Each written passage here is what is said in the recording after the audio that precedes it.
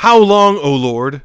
I cry for help, but you do not listen. I cry violence, but you do not intervene. Either in your personal life or if you see anything on the news, you can sympathize with the spirit of the first reading. You see attacks on churches. You see politics slide ever further into seeming ruin and dysfunction. You see the bar for public morality lowered, and you wonder how low it can go. You seem to get gut-punched by something unexpected, just as it seems like everything else is going well. Where is the Lord in all of this? Does he not care? Does he not care that I worry for my children and for my children's children? What is he waiting for? Why, Lord, do you not do something? Do you not see the state of the world? The words from the prophet Habakkuk in the first reading might easily be on our own lips, right? They sound so fresh and poignant. But the prophet was writing more than 2,600 years ago, not last week, so this is not a new sentiment. And it would seem to mean that the Lord has always been aloof and distant from our problems.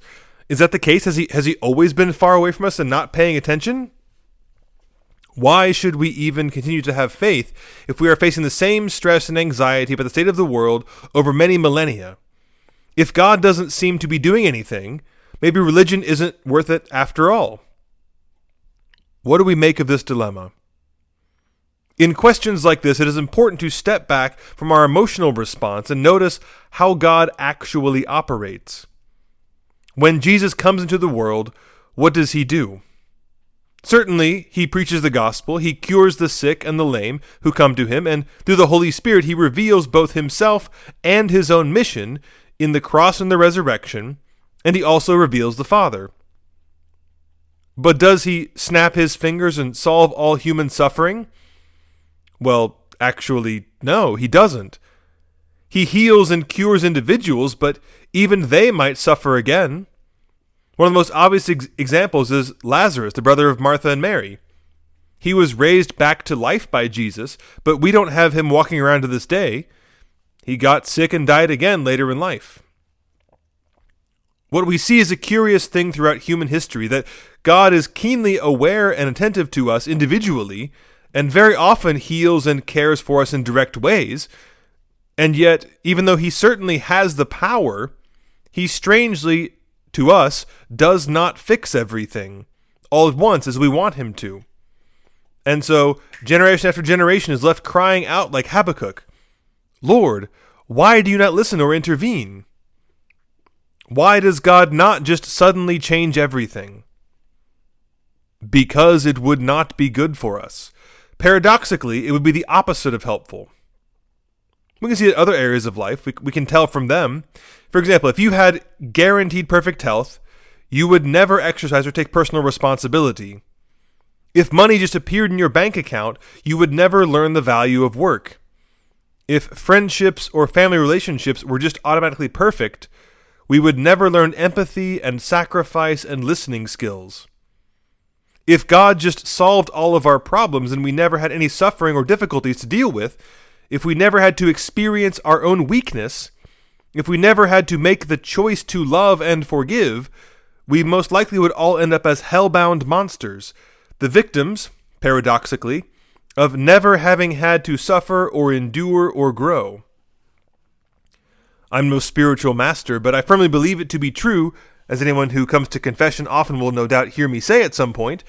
I believe for sure that the heart of the spiritual life is not in big, dramatic moments like giving some testimony of the faith before your martyrdom.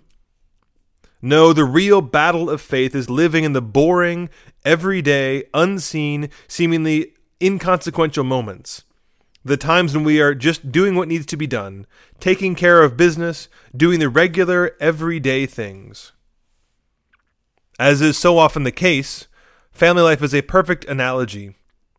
Parents, especially those whose kids are now grown, you can testify that the real work of parenthood is mostly in the small, daily, thankless, tedious things that you did for your kids. But then you look up and one day realize that they are successful adults.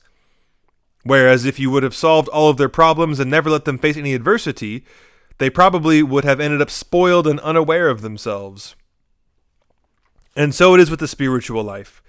Faith the size of a mustard seed, lived out in the small devotions and sacrifices of daily life, just being regular, boring, unprofitable servants of the Lord, acknowledging that we are unworthy sinners who need God, that kind of faith can move mountains.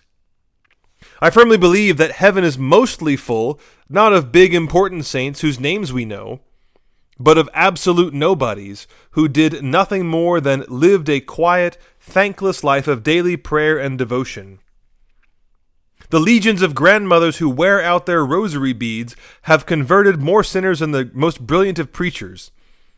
The exhausted fathers who stop by the church to pray for a few minutes on their way home after a long, hard day of labor have freed more souls from purgatory than all the sodas we ever gave up for Lent. We might feel discouraged by the way that it seems that God allows evil to still happen and doesn't just fix the world. We might be shocked that we are supposed to say that we are unprofitable servants who only did what we were supposed to do. But it is actually good for us. If God just fixed the world, we would become terrible. If he heaped praise on us for just doing what was expected, we would do it for the wrong reason. Rather than be discouraged or shocked, let us understand that this is actually good, and, as it helps us grow in humility, it helps us to grow in happiness. Like a good parent, God doesn't just automatically fix all of our problems, or throw a huge party just because we did our chores like we were supposed to do. It doesn't mean that he doesn't love us. Actually, it's proof that he does. Because he gives us not what we want, but what we need. The apostles asked the Lord, "Increase our faith." No doubt they wanted and expected him to just snap his fingers and make them magically increase in faith. But no.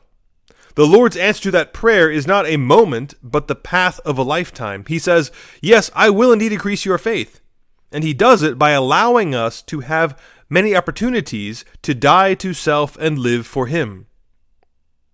He gives us a life that can be challenging and in which we might fail, so that we can learn to be faithful. And then, if we are faithful servants, which we can only do by his grace, if we joyfully do what we are obliged to do, without expecting a reward or praise, at the end we will discover that the Lord has greatly increased our faith.